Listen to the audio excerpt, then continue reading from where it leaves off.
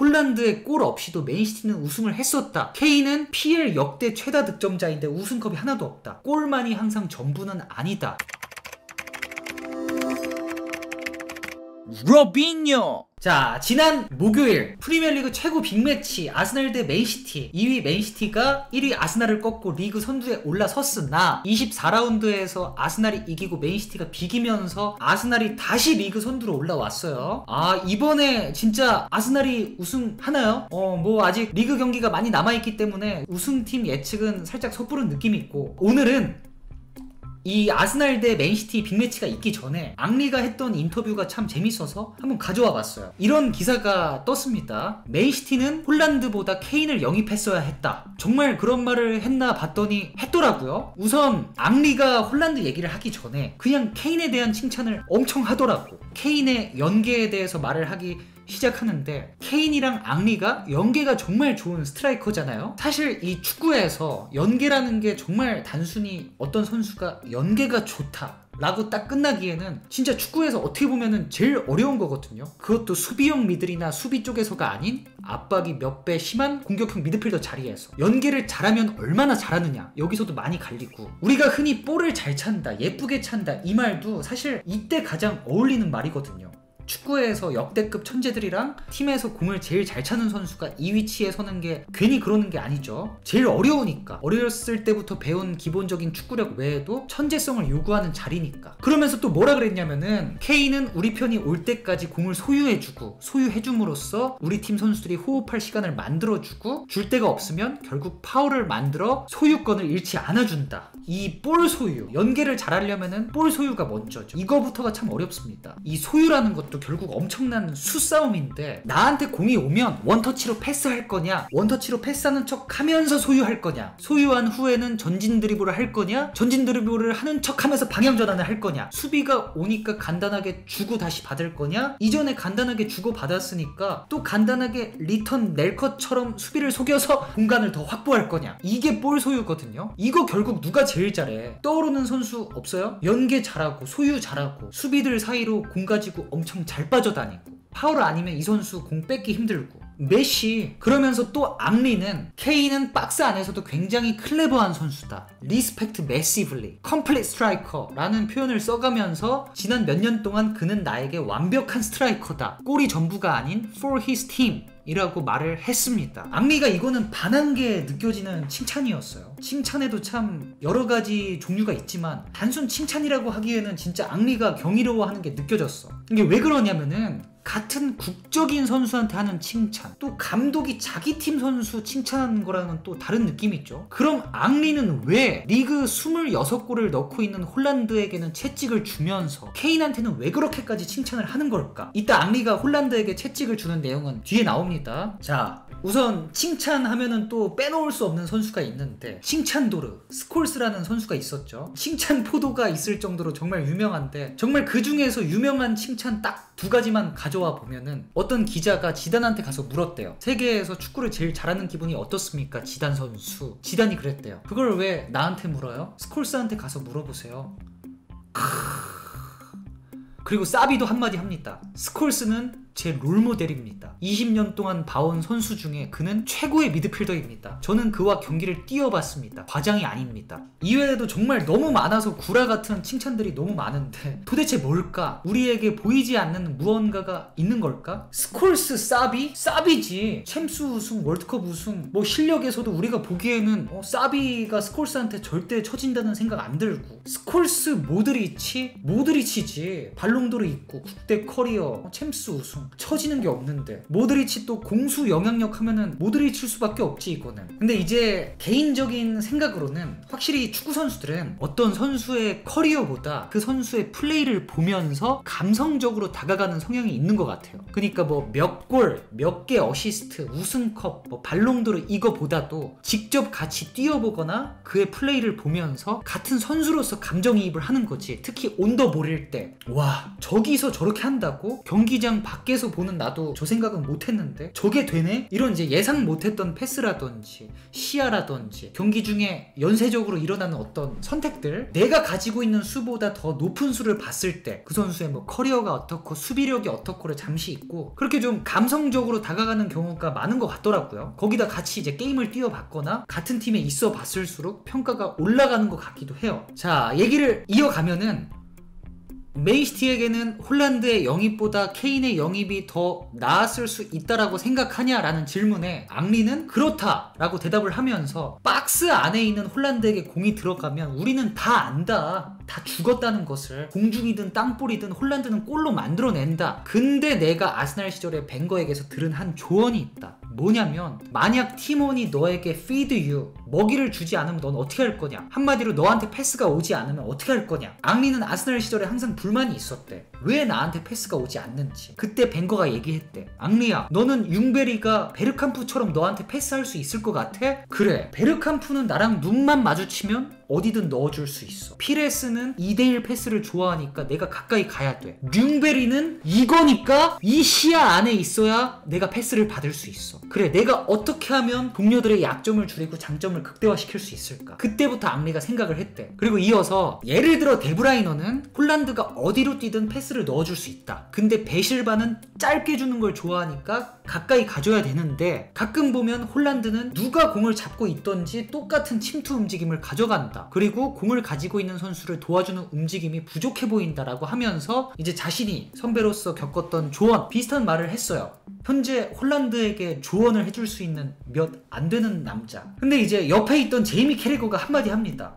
아니, 홀란드가 그것까지 맞춰줘야 돼? 맨시티 애들이 홀란드를 맞춰줘야 하는 거 아니야? 설득력 있어. 그죠? 근데 앙리가 말합니다. 맞아, 맨시티가 지금 맞춰주려고 노력하고 있는 거야. 그래서 펩이 포메이션 변화를 계속 주는 것도 홀란드를 더 살리기 위함이다. 근데 내가 말하는 거는 이제 리그에서 맨날 약팀과의 경기들이 아닌 큰 경기들이 있다. 예를 들면 빅4 팀 상대라든지 챔스가 되겠죠. 약팀 상대로는 홀란드가 그렇게까지 노력을 안 해도 괜찮을 수 있다. 하지만 큰 경기들에서는 홀란드가 공을 자주 터치하지 못하고 동료들도 잘 연결해주지 못하는 상황들이 자주 나오고 있다. 그럴 때는 홀란드가 이와 같은 노력을 좀 더 해줄 필요가 있다. 이렇게 말을 했는데 맨시티 이번 토요일에 있었던 노팅엄전에서 1대1로 비겼는데 여기서도 홀란드가 좀 막히고 고전하는 모습이 나오긴 했어요. 그러자 옆에 있던 전 맨시티 선수 피지컬 괴물, 처음 봤을 때 개충격이었는데 아다마 트라오레 이상 아니었나요? 리차즈가 얘기를 합니다. 그래, 케인이 홀란드보다 잘할 수 있어. 오케이. 근데 스트라이커 막 이러면서 공격수로서 홀란드의 리그 25골, 그 어시스트들까지, 이건 어떤 이제 그러자 앙리가 대답합니다. 홀란드의 골들은 대단하지만 나는 지금 그걸 얘기하는 게 아니다. 홀란드의 골 없이도 맨시티는 우승을 했었다. 케인은 PL 역대 최다 득점자인데 우승컵이 하나도 없다. 골만이 항상 전부는 아니다. PL에서 4번이나 득점왕을 먹은 앙리가 이런 소리를 하니까 확실히 더 힘이 실리는 것 같긴 하네요. 그러면서 팀을 위해서 뭘 할 수 있냐, 난 지금 이걸 말하는 거다. 물론 그렇다고 홀란드, 맨시티를 막기 쉬워졌다는 뜻은 아니다 라면서 이제 쇼가 끝나는데 앙리의 말을 정리해보자면은 골만이 아닌 홀란드도 팀을 위해서 좀 더 뭔가를 해줄 수 있는 선수가 되어야 한다, 이런 뜻이겠죠. 앙리가 말하고 싶었던 부분은 확실히 있었던 것 같아요. 저도 새롭고 앙리가 말하니까 왠지 납득이 갈 것 같고. 하지만 아무리 킹 앙리라도 맨시티 전체 내부 사정, 팀 전술, 바르디올라 의도, 홀란드의 플레이 마인드, 이런 거는 이제 100% 알 수 없기 때문에 만약 이걸 홀란드나 펩 입장에서 들었을 때는 앙리가 좀 세게 얘기하긴 했으니까 만약 그들도 좀 발끈한다면 앙리 리스펙트 한다. 하지만 우리의 의도와 전술은 앙리가 생각하는 거와 좀 다를 수 있다. 우리는 홀란드 그딴 거 필요 없다. 그거 딴 애들이 하면 된다. 그때 당시 아스날이나 지금의 토트넘은 그런 게 필요할지 몰라도 홀란드는 지금처럼 득점만 해주면 된다. 뭐 이렇게 속으로라도 생각할 수 있는 거 아닌가? 이거는 이제 제가 그냥 소설 써본 겁니다. 근데 사실 앙리가 한 말은 전술이 어땠든 팀이 어땠든 정말 이제 스트라이커로서 한 단계 발전할 수 있는, 그저 그냥 공격수 코치로서 어디서든 적용될 수 있는 말이라 또 그럴 것 같지는 않네요. 어찌됐든 이런 토크쇼가 너무 재밌어. 우리나라는 이런 게 왜 없을까? 만들어도 뭔가 시청률이 안 나올 것 같긴 하지만 제가 나중에 이런 거 꼭 하나 만들겠습니다. 우선 저는 이 쇼에서 가장 인상 깊게 봤던 부분은 앙리의 케인 칭찬이에요. 저는 앙리가 말한 거에 정말 200% 찬성을 할 수밖에 없는 게, 그동안 이제 토트넘 리뷰 때 제가 이제 지겹도록 케인은 진짜 미친놈이다. 전성기 지단의 연계를 보는 것 같다. 케인 칭찬을 너무 매경기 하다 보니까 이제 손흥민 선수 열성 팬들한테 눈치가 보일 정도였는데, 손흥민이 잘하는 거지 케인이 다 만들어줬다는 듯이 말하네 호빙요. 이제 뭐 그거는 아니었는데, 그래서 저는 아직도 뭐 수아레즈, 레반도프스키, 벤제마, 홀란드, 케인, 난 저들 중에 한 명처럼 축구를 할 수 있다고 한다면 나는 1%의 고민도 없이 케인을 고르겠어. 스피드가 빠르지 않아도 결국 축구 선수는 육상이 아니기 때문에 공을 잘 다뤄야 하고, 내가 얘를 수싸움에서 이겨가지고 제쳐나가는 그때의 희열, 거기에 최고봉 케인, 메시 다음으로. 자, 그럼 정말 케인이 홀란드보다 더 나은 스트라이커라고 말할 수 있냐? 홀란드 리그 26골인데 더 나은 스트라이커? 보는 관점에서는 절대 그렇지 않죠. 이거는 아니라고 생각을 합니다. 리그 22경기 26골이 장난도 아니고, 저는 이번 시즌 이제 홀란드를 보면서 정말 대단한 선수라고 느낀 포인트가, 홀란드는 플레이가 참 겸손한 선수다. 그래서 더 무섭다. 무슨 뜻이냐면은 홀란드가 공격수로서 뭐 스피드가 딸려, 피지컬이 딸려, 그렇다고 뭐 연계를 개 못해, 슈팅이 딸려, 퍼스트 터치가 안 좋아, 부족한 게 거의 없다 하는 선수인데, 마치 피지컬이나 스피드 둘 중에 어디에 하나라도 결핍이 있는 원톱처럼 홀란드의 기본적인 포커스는 박스 안에서의 득점이야. 마치 예전에 인자기, 바니스텔로이, 치차리토 이런 선수들처럼. 홀란드 정도 스피드가 되는 원톱들은 거의 대부분 박스 밖에서 놔두는 경우가 되게 많거든요.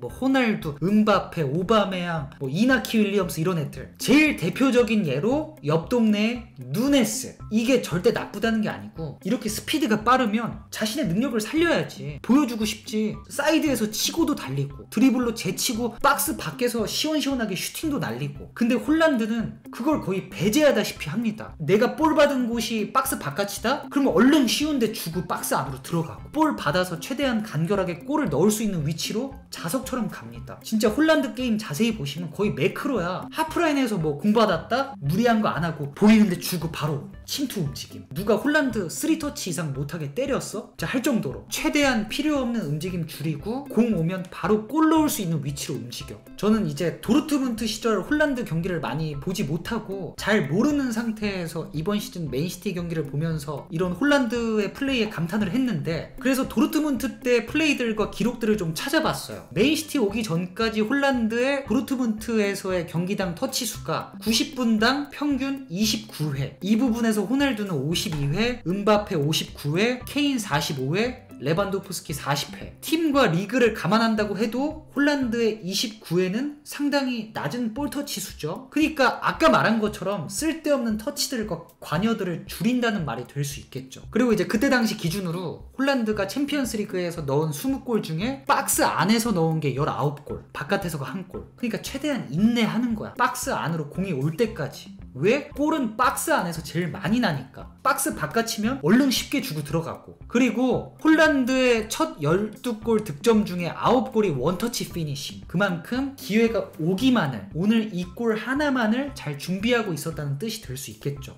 그래서 제가 저번에 얘기했던 게, 홀란드와 누네즈가 피지컬도 비슷하고 스피드도 비슷한데 얘네 둘의 골 결정력 차이가 어디서 갈리냐면은, 제 개인적인 생각으로는 경기 들어가기 전부터 나의 오늘 목표는 박스 안에서의 득점이다. 그 기회가 올 때까지 나는 많은 것들을 포기하고 인내하고 기다릴 것이다 라고 하는 선수와, 나는 오늘 사이드에서 드리블도 할 거고, 박스 바깥에서 슈팅도 할 거고, 옆에 살라 뛰면 스루 패스도 잘 넣어줄 거고, 박스 안에서 득점까지 노릴 거야 하는 선수 중에, 박스 안에서 한 번의 기회가 왔을 때 누가 더 살릴 확률이 높겠냐고. 제가 축구에서 정말 몇 개 강조하는 것 중에 하나, 역할을 줄여줄수록 다른 한쪽에서 성적이 나올 확률이 매우 높다. 예를 들면 공격수에게 수비 부담을 줄여준다든지.